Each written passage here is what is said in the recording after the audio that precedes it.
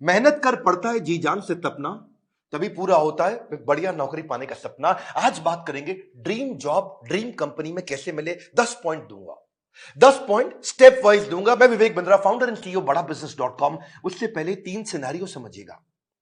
पहला सिनेरियो, जो काम करने में आपको बहुत मजा आता है और आपको अच्छे से करना भी आता है, लेकिन अगर उसके पैसे अच्छे नहीं मिले आपको तो आप जिंदगी भर गरीब रह जाएंगे। दूसरा सिनेरियो लेते हैं, जो काम करना आपको अच्छे से आता है, उसके पैसे भी मिलते हैं, लेकिन आपको प्यार नहीं है उस काम से, आपको मन नहीं करता वो काम करने को, तो आप जिंदगी भर बोर होंगे। और तीसरा सिनेरियो, जिस काम से आपको प्यार तो है, बाजार में उसकी तनख्वाह भी मिलती है, लेकिन आपको करना अच्छे से आता नहीं है, तो फिर आपको नौकरी नहीं, वो तो खाली एक सपना है, वो ड्रीम जॉब नहीं है, खाली ड्रीम है। बात समझते हैं कि 10 पॉइंट क्या किया जाए, एक अच्छे से आपको जॉब कैसे मिले। पहले जिस कंपनी में आप जॉब चाहते हैं, पहला पॉइंट है उस कंपनी के बारे में रिसर्च करो। उस कंपनी का विजन, मिशन, उसकी लीडरशिप, उसके माइलस्टोन्स, उस कंपनी के बारे में पढ़ लिख लो वहां रिज्यूमे भेजते वक्त। नौकरी.com पे बहुत सारी अपॉर्चुनिटीज आपको मिलेंगी, लेकिन पहले कंपनी की वेबसाइट, इंटरव्यू में जाने से पहले उसके सोशल मीडिया, उसका एंगेजमेंट, माउथशट.com, ग्लासडोर.com, उसका लिंक्डइन, उसके सारे गूगल पे सब चीजें। जितना ज्यादा आप इंटरेस्टेड होंगे उतना आपका कैंडिडेचर इंटरेस्टिंग हो जाएगा। जब आप इंटरव्यू में मिलते हैं ना लोगों से, if you are interested in the company, they will see you as interesting for the company. Company research के बाद दूसरा पॉइंट, जॉब डिस्क्रिप्शन को समझिए। जॉब डिस्क्रिप्शन की डिटेल मांगिए। आपका केआरए क्या होगा, केपीआई क्या होगा, आपसे क्या एक्सपेक्ट किया जा रहा है कंपनी में, यह मांग लो। अगर यह समझ में आ जाए कि कंपनी आपसे चाहती क्या है, करवाना क्या चाहती है, जॉब का डिस्क्रिप्शन, आपका केआरए की रिस्पॉन्सिबिलिटी एरिया, आपका केपीआई की परफॉर्मेंस इंडिकेटर, आपसे क्या एक्सपेक्ट किया जा रहा है इस रोल में, अगर वो मिल जाएगा तो पूरा ग्रुप आ जाएगा आपका इंटरव्यू में। तीसरा, अब जो इंटरव्यू लेने वाला है उसकी डिटेल निकालो। एचआर से जब आप बात करेंगे, पूछेगा आपका इंटरव्यू कौन लेंगे, उस इंटरव्यूअर का अगर आपको नाम मिल जाता है तो लिंक्डइन पे उसका प्रोफाइल खोल लीजिए। देखिए उसने क्या पोस्ट शेयर किया है, क्या आर्टिकल शेयर किया है, क्या उन्होंने कोई ब्लॉग शेयर किया है, उसके बारे में अगर आप तारीफ करेंगे, उसकी डिटेल उनको इंटरव्यू में बताएंगे, तो वो आपकी आई फॉर डिटेल को बहुत पसंद करेंगे। मेरे साथ भी होता है कई बार, जब कोई मुझको इंटरव्यू देने आता है, बोलता है सर मैं तो आपका बहुत बड़ा फैन हूं, मैं तो आपके सारे वीडियो देखता हूं, तो मैं पूछ लेता हूं टॉप 5 वीडियो कौन से देखे थे जो आपको बहुत पसंद आए और मैंने उसमें क्या बताया। पता चल जाता है कि आदमी झूठ बोल रहा है या सच बोल रहा है। अगर डिटेल में लिया अपने इंटरव्यूअर को पहचान, तो अपने इंटरव्यू को बना लो सुपर आसान। इसको क्या कहते हैं, failing to plan means planning to fail. Plan करके जाइए, इंटरव्यूअर के बारे में पढ़ के जाइए। अब्राहम लिंकन भी बोला करते थे ना कि अगर मुझे पेड़ काटना हो, मेरे पास 8 घंटे हो, तो 6 घंटे तो मैं केवल धार लगाऊंगा, 2 घंटे में पेड़ काट दूंगा। 6 घंटे धार क्या लगाऊंगा, मतलब क्या, इतनी तैयारी कर लूंगा कि 2 घंटे में पेड़ अपने आप कट जाएगा। आसान है, लेकिन थोड़ा इसको समझ के जाओ। इंटरव्यूअर क्या क्वेश्चन पूछ सकता है आपसे, कि अपने बारे में बताओ, पूछेगा आपसे पॉपुलर क्वेश्चन क्या, आपको क्यों हायर करें, आपकी स्ट्रेंथ्स क्या है, आपकी लीडरशिप स्किल्स के बारे में बताइए, आपके पास एक्सपीरियंस नहीं है, आपको क्यों हायर करें। इस तरह अगर आप अपनी तैयारी करके जाएंगे, मजा आएगा। चौथा पॉइंट, एम्प्लॉयर सेंट्रिक रहिएगा। इस चौथे पॉइंट में ध्यान रखना, इंटरव्यूअर आपकी मानसिकता को जरूर चेक करता है।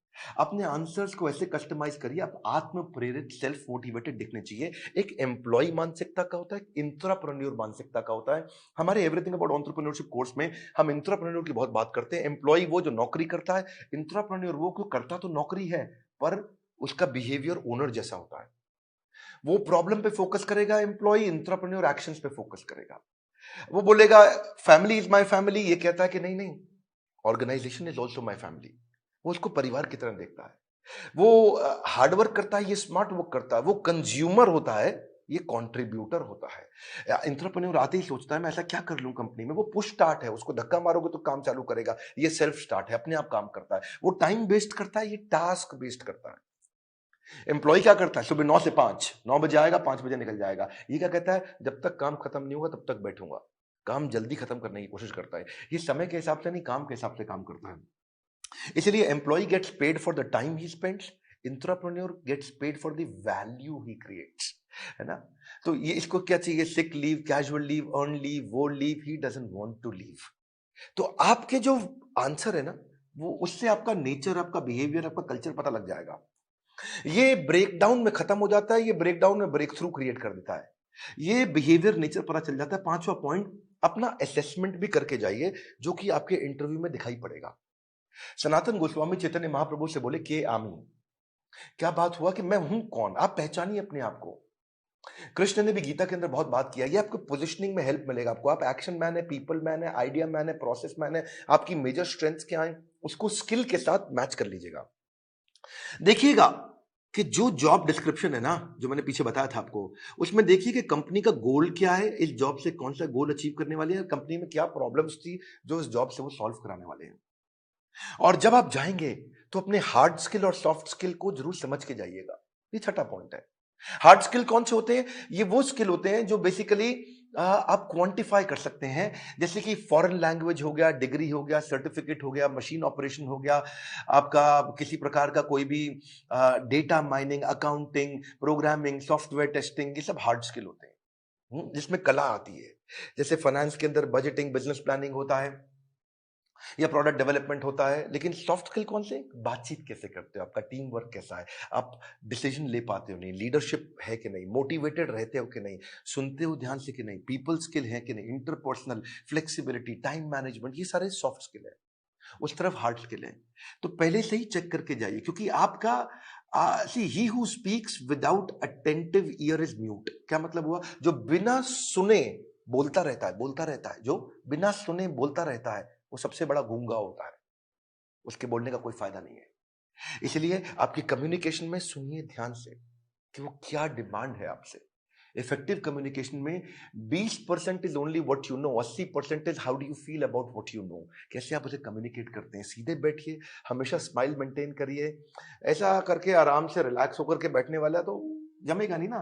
कॉन्फिडेंट और इंफॉर्मेटिव लगते हैं जब आप अच्छा कम्युनिकेशन और सॉफ्ट स्किल मैनेज कर पाते हैं। सातवां है, अब मौका ढूंढिए कि आप भी कोई ऐसा क्वेश्चन करें जिस क्वेश्चन से इंटरव्यूअर को लगे यार ये आदमी बुद्धिमान है।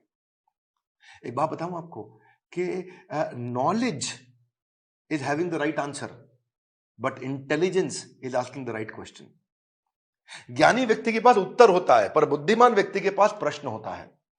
अगर आपने कोई ऐसा प्रश्न किया जिस प्रश्न से वो बहुत इंप्रेस हो सकता है, जैसे आप उनसे पूछिए इस बारे में, इस रोल से आप कौन सी प्रॉब्लम सॉल्व करना चाह रहे हैं, इस रोल के माध्यम से आप कौन सा गोल अचीव करना चाह रहे हैं, इस रोल से आप मेरी परफॉर्मेंस को कैसे इवैल्यूएट करेंगे। कितना पावरफुल आप प्रश्न पूछते हैं, यह भी सामने वाले को इन्फ्लुएंस करता है। आठवां, सैलरी नेगोशिएशन की बात आए तो बहुत जोर मत डालिएगा। अनरियलिस्टिक सैलरी हाइक से सामने वाला समझ जाता है ये केवल पैसे के लिए नौकरी करने आया है, ये वैल्यू नहीं क्रिएट कर पाएगा। इसलिए वैल्यू क्रिएशन पे फोकस करिए, वैल्यूएबल अपने आप आएगा। मैं इसमें आपको हमारे जो दूसरे डायरेक्टर है संजय कथोरिया जी, इनका आपको 2015-16 का एक्सपीरियंस शेयर करता हूं। एक बार ये श्रीलंका में एक कंपनी के चेयरमैन के पास इंटरव्यू देने गए और कंपनी के चेयरमैन ने एक ही बात पे इनकी मर्जी की सैलरी दे दी। और वो क्या बात थी? जब उन्होंने पूछा क्या सैलरी लोगे, तो ये कहते हैं I believe in creating value and then sharing value. क्या मतलब हुआ इसका? कि मैं पहले 100 दिन आपके लिए वैल्यू क्रिएट करूंगा, अगर वैल्यू क्रिएट हो गई बढ़िया, तो उसके बाद आप उस वैल्यू को शेयर कर देना मेरे साथ, तब आप तनख्वाह मेरे हिसाब से दे देना। अभी आपको जो समझ में आता हो आप दे सकते हो मुझे, लेकिन मैं वो काम करके दिखाऊंगा, वो वैल्यू क्रिएट करूंगा, तब मैं वैल्यूएबल डिमांड करूंगा। Create value then share value. ये बात सामने वाला इतना इंप्रेस हुआ, बोला कोई बात नहीं, 100 दिन की बात की है, आज ही बता दो क्या तनख्वाह लोगे।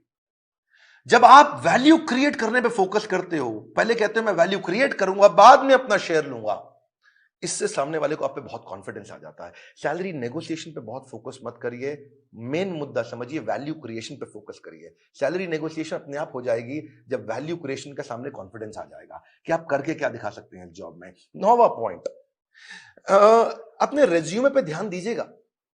ये हालांकि मैं थोड़ा पहले भी बता सकता था 9वां पॉइंट, पर ध्यान रखिए अपने लाइवली और एक्शन ओरिएंटेड वर्ड लिखिए। रेज्यूमे लंबा मत बनाइए, 6 पेज, 8 पेज, 10 पेज का, क्योंकि जो रिक्रूटर होता है या जो इंटरव्यूअर होता है वो उसके पास ज्यादा समय नहीं है देखने के लिए। बुलेट पॉइंट्स में लिखिए ताकि मैक्सिमम चीजें कैप्चर हो जाए कम समय में। सीक्वेंस के अपना एक्सपीरियंस लिखिए, और अगर एक्सपीरियंस ज्यादा नहीं है तो कोई बात नहीं, आपने आज तक जो भी कहीं पे थोड़ा बहुत इंटर्नशिप भी किया तो वो भी डालिए। एक कवर लेटर अगर आप बना सको ना, तो वो गेम चेंजर होता है अपनी एग्जैक्ट पोजिशनिंग के लिए। कि आपके पास स्किल है और कंपनी को ये जरूरत है, तो कंपनी की जरूरत और आपके स्किल कैसे मैरी कर सकते हैं आपस में, कैसे मैरिज होगी। तो एक छोटा सा कवर लेटर आधे पेज का 8-10 लाइन का बना सकें अगर आप तो। रेज्यूमे ऐसा होना चाहिए कि सामने वाले को 20 सेकंड में सारी बात समझ में आ जाए, उसको ध्यान से बार बार देखो ऐसा कि क्या 20 सेकंड में समझ में आ रहा पूरा रेज्यूमे। रेज्यूमे में बहुत डिटेल लिखने में सफलता नहीं है, किसी के पास टाइम नहीं है आज डिटेल में पढ़ने के लिए। पर रेज्यूमे के अंदर जो हायरिंग मैनेजर है, एक सर्वे बताता है वो 6 सेकंड में डिसाइड करता है इसको बुलाऊं कि नहीं बुलाऊं। तो बड़ा इंपॉर्टेंट है, बहुत ज्यादा एग्जैजरेट ना करें नहीं तो पर्दा फाश हो जाता है बाद में। बोल्ड और क्लियर और इंपॉर्टेंट अचीवमेंट को साफ साफ तरीके से बता सकें। उसी के अंदर एक रेफरेंस लिस्ट भी डाल दें जो आपकी integrity, work, decision making, punctuality, flexibility के बारे में कोई रेफरेंस पुरानी कंपनी के या कोई बड़े लोग ऐसे हैं जो आपके बारे में कहने को तैयार हो तो नीचे लिख भी दीजिए कि ये आपको आपके बारे में ये रेफरेंस, मतलब किसी और व्यक्ति, कोई और व्यक्ति भी आपकी तारीफ करने को तैयार है तो उसका नाम, उसकी डेजिग्नेशन, उसका फोन नंबर लिख दीजिए। इससे भी कॉन्फिडेंस आता है। और फिर भी अगर इंटरव्यू में आप जा ही नहीं पा रहे, आपको इंटरव्यू मिल नहीं रहे हैं, तो हो सकता है कि आप अच्छी जॉब साइट्स पे नहीं हो। मार्केट में धक्के नहीं खाने पड़ेंगे अगर आप अच्छी जॉब साइट्स पे जाओगे। इसमें आपको फ्री ऑफ कॉस्ट बहुत सारी अपॉर्चुनिटी मिल जाती है, ऑटो नोटिफिकेशंस मिल जाते हैं, अपने आप नोटिफिकेशन आते रहते हैं, एम्प्लॉयर खुद ही आपके पास आ जाता है अगर आप अच्छी जॉब साइट्स पे जाते हो। इसमें प्रीमियम सर्विसेज भी होती हैं। बड़ी पॉपुलर जॉब साइट्स में shine.com, naukri.com, Times Ascent, Times job और मॉन्स्टर है। लेकिन अगर आप नए हैं तो freshers world, fresherslive.com, Internshala internship पे काम कराती है, या freelancer.com, indeed.com। अगर आप नए हैं तो इन पे जाइए। बेरोजगार खेल रहे हैं स्मार्टफोन पर ताश, ये वीडियो उनको शेयर करें, दिशा मिल सकती है बड़ी खास। मैं एक बात और बताऊंगा, हमारे प्रॉब्लम सॉल्विंग कोर्स के अंदर हमने पूरा का पूरा कोर्स इसके ऊपर बना रखा है और एवरीथिंग अबाउट एंटरप्रेन्योरशिप को भी अब 2 हिस्से में डिवाइड कर दिया है। अगर आप नए हैं, इंट्राप्रेन्योर बनना चाहते हैं या आगे चल के स्टार्टअप शुरू करना चाहते हैं तो एवरीथिंग अबाउट एंटरप्रेन्योरशिप का एक हिस्सा आपको काम आएगा। और दूसरा जो बिजनेस कर रहे हैं उनके लिए तो है ही है। मैं फिर से आपको रिक्वेस्ट करूंगा कि बेरोजगार खेल रहे हैं स्मार्टफोन पर लूडो और ताश, हाँ, वीडियो शेयर करो उनको, दिशा मिल सकती है बड़ी खास। ताश से बात नहीं बनेगी, इस खास दिशा से बात बनेगी। अगर आप नए आए, सब्सक्राइब जरूर करिएगा, लाइक करके उत्साह बढ़ाइए, बोर्ड लाइन नंबर पे फोन करिए, चेक करिए कि कैसे एवरीथिंग अबाउट एंटरप्रेन्योरशिप जिंदगी भर के लिए आपको एक बड़ी दिशा दे सकता है, आपको एक इंट्राप्रेन्योर बना सकता है। किसी को नौकरी मिले ना मिले, इंट्राप्रेन्योर की बहुत कमी है, उसको नौकरी जरूर मिलती है। हमारे साथ जुड़े रहने के लिए, दुनिया का नंबर 1 एंटरप्रेन्योरशिप यूट्यूब चैनल बनाने के लिए, वीडियो को लाइक करके उत्साह बढ़ाने के लिए आप सबका हृदय की गहराइयों से प्रेम पूर्वक बहुत बहुत धन्यवाद।